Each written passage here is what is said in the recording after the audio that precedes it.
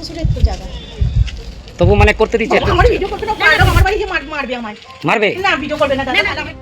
দাসনগরে তৃণমূল নেতাদের চরম দাপট, 10 বছর ধরে জমি হাতছাড়া অসহায় পরিবার, পরিবর্তনের পরেও মিলছে না বিচার। দাসনগর থানার অন্তর্গত পঞ্চাননতলা কোনা হাসপাতাল ঠিক পাশেই এক সাধারণ পরিবারের জমি গত 8 থেকে 10 বছর ধরে জোরপূর্বক দখল করে রাখার অভিযোগকে কেন্দ্র করে পরিস্থিতি ক্রমেই উত্তপ্ত হচ্ছে। ভুক্তভোগী গুড্ডি সাউয়ের অভিযোগ, ভাই ভাই সংঘ নামক একটি ক্লাবের আড়ালে স্থানীয় তৃণমূল নেতা বচন, লালটু জেটি ও গোপাল মির্জে সহ বেশ কিছু যুবক ক্ষমতার দাপট দেখিয়ে তাদের জমিতে কাজ করতে দিচ্ছে না। মুখ খুলতে ভয় পাচ্ছেন স্থানীয় মানুষ। এলাকার পরিস্থিতি এতটাই ভয়ানক যে এই অন্যায় নিয়ে স্থানীয় সাধারণ মানুষকে জিজ্ঞাসা করলে তারা আতঙ্কে শিউরে উঠছেন। নাম প্রকাশে অনিচ্ছুক প্রতিবেশীরা জানাচ্ছেন, আমরা যদি এই অন্যায়ের বিরুদ্ধে একা মুখ খুলি বা কিছু বলি তবে ওরা আমাদের উপর চড়াও হবে, ঘরবাড়ি ছাড়া করবে। নিচুতলা তৃণমূল নেতাদের এই চরম দাপটের কারণে কেউ প্রতিবাদ করার সাহস পাচ্ছেন না। রাজনৈতিক পরিস্থিতি বদল হলেও দাসনগরের এই এলাকায় আদতে কোনো পরিবর্তনের হাওয়া দেখা যাচ্ছে না। রাজ্যের মুখ্যমন্ত্রী শুভেন্দু অধিকারী বারবার জোর গলায় সাধারণ মানুষকে আশ্বস্ত করতে বলছেন, ভয় পাবেন না, ভয় আউট করুন, আমরা পাশে আছি। তার এই ভরসায় বুক বেঁধে মনে প্রাণে বিজেপি সমর্থক এই পরিবারটি আশা করেছিল যে এবার হয়তো তারা প্রকৃত বিচার পাবেন, ঘুচবে দীর্ঘদিনের অন্যায়। বিচার না পেয়ে অবশেষে তারা এলাকার নবনির্বাচিত বিজেপি বিধায়ক রুদ্রনীল ঘোষের দ্বারস্থ হন এবং ওনার পক্ষ থেকেও আশ্বাস দেওয়া হয়েছে যে যারা আসল মালিক তারাই তা ফিরে পাবে। অন্যদিকে এই জবরদখলের ঘটনায় নাম জড়ানো স্থানীয় সমাজসেবী কেশব হালদার সমস্ত অভিযোগ অস্বীকার করে জানিয়েছেন, এই ক্লাবটি অনেক আগে থেকে এখানে রয়েছে, এর সাথে আমার কোনো সম্পর্ক নেই। আমি একজন সমাজসেবী এবং কোনো অন্যায়কে আমরা কখনোই প্রশ্রয় দিই না। বিগত 2 মাস ধরে দাসনগর থানা পুলিশ এই বিষয়ে সম্পূর্ণ নীরব। অভিযুক্তদের কাছে জমির কোনো বৈধ প্রমাণ না থাকা সত্ত্বেও পুলিশ কোনো অজ্ঞাত কারণে ব্যবস্থা নিচ্ছে না। স্থানীয়দের অভিযোগ, পুলিশের এই নিষ্ক্রিয়তাই প্রমাণ করে দিচ্ছে যে পুলিশ এখনো তৃণমূলের নির্দেশেই চলছে। শুভেন্দু অধিকারী দেওয়ার ভরসার পরও প্রশাসন যদি এভাবে হাত গুটিয়ে বসে থাকে তবে কি শেষ পর্যন্ত বিচার না পেয়ে এই অসহায় পরিবারটিকে দৃঢ়ভাবেই চোখের জল ফেলতে হবে? আপনি এখানে থাকেন? হ্যাঁ আমারই পাশে বাড়ি। এই জমিটা ওনাদেরই? হ্যাঁ মানে তো পূর্বপুরুষকালে। আচ্ছা, মামি শাশুড়ি না মামা শ্বশুরের তো জায়গা। তবু মানে করতে দিচ্ছে আমার ভিডিও করবে না, আমার বাড়ি যে মারবে আমায়। মারবে না ভিডিও করবে না দাদা, তাহলে আমায় কি করবে?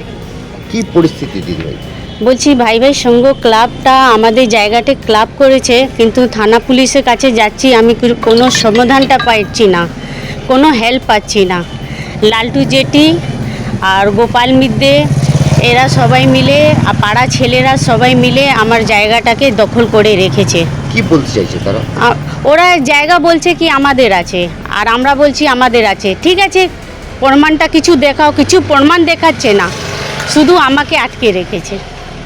কোনো কাজ করতে? না না, কোনো কাজ করতে এই 8-10 বছর থেকে দখল আছে। কার মদতে এটা হচ্ছিল? আগের বচ্চন বলে একটা টিএমসি নেতা আছে, আর কেশব হালদার, এখন শুনছি কি কেশব হালদারও ইনভলভ আছে এর মধ্যে। তো এরা কার সঙ্গে থাকতো? টিএমসির সঙ্গে? হ্যাঁ, টিএমসি ছেলেরা আছে। আচ্ছা, টিএমসি নিজেদের দাপট দেখাচ্ছে। আমার জায়গাটাকে এখনো কোনো মানে ছাড়ছেই না। কি বলতে চাইছে? ধমকি দেখছে, বলছে কি পুরো জায়গা নিয়ে নেব, কোনো কাজও করতে দিচ্ছে না।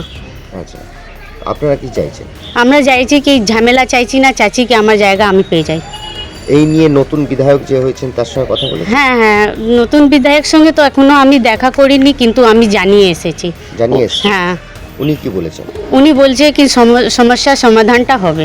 আপনাদের বিধায়কের নাম কি এখন? রুদ্রনীল ঘোষ। বিজেপির বিধায়ক? হ্যাঁ, বিজেপি বিধায়ক। উনি এখনো কোনো আশ্বাস দেননি?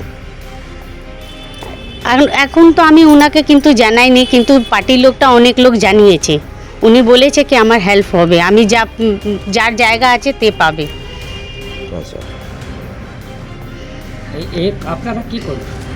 আমাদের আনাজের দোকান আছে, আর লালটু জেটি আছে, ওই অনেক অনেক জাদা, মানে আমাদের পুরো কে মানে এত এমন করে দিয়েছে, মনে হচ্ছে কি ওদেরই সব কিছু। লালটু জেটি আর মিদ্দে, গোপাল মিদ্দে। এই জমি কি আপনি কি মানে কিনেছিলেন? হ্যাঁ, কিনেছিলাম। অনেক বছর আমাদের পূর্বজ কিনেছিল, আপনাদের তাই আমাদেরকে আমার হাজব্যান্ডকে দিয়েছে, করেছে? গিফট করেছে।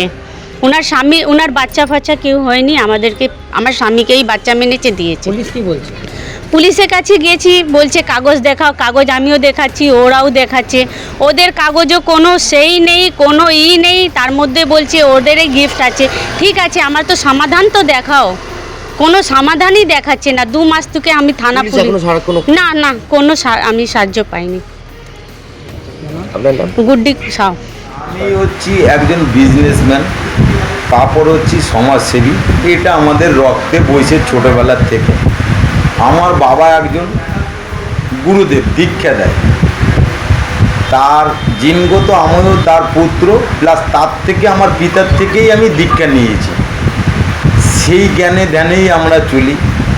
এখন আমাদের তো সব ক্লাবেই ডাকে সমাজসেবী হিসাবে, যে দাদা আমাদের ক্লাবে বা যে কোনো সামাজিক অনুষ্ঠানে সব জায়গায় আমাদের নিমন্ত্রণ থাকে।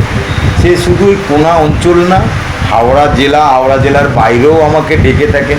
এইবার ক্লাব কোনো প্রোগ্রাম যদি সামাজিক অনুষ্ঠান হয়, তার জন্য যদি ডাকে, কোনো রক্তদান শিবির হোক বা কোনো কালচারাল কোনো কিছু, তাহলে সেখানে তো আমরা যাই এবং যেও থাকি। শুধু ভাই ভাই সঙ্গ না, এই অঞ্চলের যত ক্লাব আছে সব ক্লাবেই ডাকে অনুষ্ঠানের জন্য। সেই ক্লাবের না আমরা মেম্বার থাকি না সেক্রেটারি থাকি, এটা তাদের ক্লাবের ব্যাপার। এই ব্যাপারটা তো আমাদের জানা নেই বা কোনো ব্যাপার নেই, বা এটা নিয়ে আমরা কোনো ক্লাবে আমাদের ডাকলে সেটা ক্লাব নিয়ে তো আমাদের কোনো উদ্দেশ্য থাকে না। ক্লাব একটা সামাজিক অনুষ্ঠান করে, সেখানে আমরা যাই। আপনি তো বহু মানুষের প্রার্থনা, তার অসুবিধার সুবিধার সবসময় পাশে দাঁড়ান। তো এই জায়গায় মহিলা কি আপনার কাছে এসেছিলেন? না, উনি আমার কাছে কখনোই আসেনি, বা ওনাকে আমি চিনিও না ব্যক্তিগতভাবে। আমাকে হয়তো এলাকার বেশিরভাগ মানুষই আমাকে চেনে, বা আমার বাড়ি বা আমি কি ক্যারেক্টারের, কেন সব এলাকার মানুষ আসে। সেই হিসেবে যতটা আমার সাধ্য অনুযায়ী সবাইকে উপকৃত করে থাকি, বা আমার অনুযায়ী অনুদান করেও থাকি। কিন্তু একদিন মাস 2 আগে যখন তৃণমূল সরকার পরিবর্তনের পরে বিজেপি সরকার এলেন, আমার হঠাৎ করে দাসনগর থানার থেকে ফোন এলেন একটা, যে দাসনগর থানার ভারপ্রাপ্ত অধিকারী বড়বাবু তিনি ডাকছেন। আমি সেখানে যথারীতি গেলাম, গিয়ে এই ব্যাপারটা শুনলাম। সবাই জানে যে আমি এইসব যে কোনো সমাজসেবী লোক ক্লাবের ব্যাপারে থাকে না, কেন ওই পাড়াটায় আমি, আমার বাড়ি না, বা ওই ক্লাবের আমি মেম্বার না। ক্লাবের অনুষ্ঠান হলে প্রধান উপদেষ্টা বা সভাপতি অনুষ্ঠান সূচি অনুযায়ী সবাই করে থাকে। এখন উনি যদি বলে থাকেন কেশব হালদার এর মাথা, কেশব হালদার এলাকার সব ক্লাব আছে, তাহলে তো আর কোনো ক্লাবে তো বলবে যে এই ক্লাবে আমার কোনো দিন কোনো জায়গায় যে দুশ্চরিত্র বা কারো সঙ্গে অসম্মানীয় কথাবার্তা, এটা তো আমরা কাউকে বলি না। আমরা তো মানুষের পাশের জন্যই আমি। উনি তো একটা সবজি বিক্রেতা, মানে সাধারণ মানে গরিব মানুষ। সেটাও আমি জানি না কি বিক্রেতা, মানে উনি আমার কাছে কোনোদিন আসেননিও, পরিচয়ও দেননি। এবার আমাদের ক্লাবের অনুষ্ঠান হলো, সে রাত্রে হোক দিনে হোক আমরা গেলাম, অনুষ্ঠানের উপভোগ করলাম, চলে আসলাম, এটাই তো, আদার্স তো আর কিছু না। ওই গরিব মানুষ কি পাবে এটা, মানে আপনি এটা নিয়ে কি তদন্ত মানে দেখবেন আপনি? এইটা নিয়ে তো উনি আমার কাছে কখনো আসেনি। ওই থানায় যেটু গিয়েছিল, আমি সেদিন থানায় বলেছিলাম যে আপনি তো আমাকে কোনো দিন বলতে পারতেন যে এরম এরম ব্যাপার। এটা তো পরিবর্তনের ব্যাপারে এলো বলে যে যাব অন্য কাজে না। মানুষ তো পরিবর্তন হয়নি, সরকার পরিবর্তন হতে পারে, কিন্তু মানুষের বিবেক চেতনা এটা তো পরিবর্তন হয়নি। আমরা এসছি জগতে মানুষের কল্যাণের জন্য। পৃথিবীতে যারা মহাপুরুষ বা যারা রাম বলুন, কৃষ্ণ বলুন, এরা তো জগতের ভালোর জন্য এসছে। তো জগতের যাতে মঙ্গল হবে সেটাই তো ভালো মানুষরা করবে। আর যদি কেউ আপনার কাছে আসে, আপনি কি সাহায্যের হাত বাড়িয়ে দেবেন? হ্যাঁ, উনি যদি ন্যায় থাকে আমি তো ন্যায়ের দিকেই থাকবো। উনি যদি ন্যায় থাকে আমি হাত অবশ্যই বাড়িয়ে দেবো। গরিব মানুষের জন্যই, আমরা সাধারণ লোকের জন্যই কেশব হালদার। আপনার নাম? আমার নাম কেশব হালদার।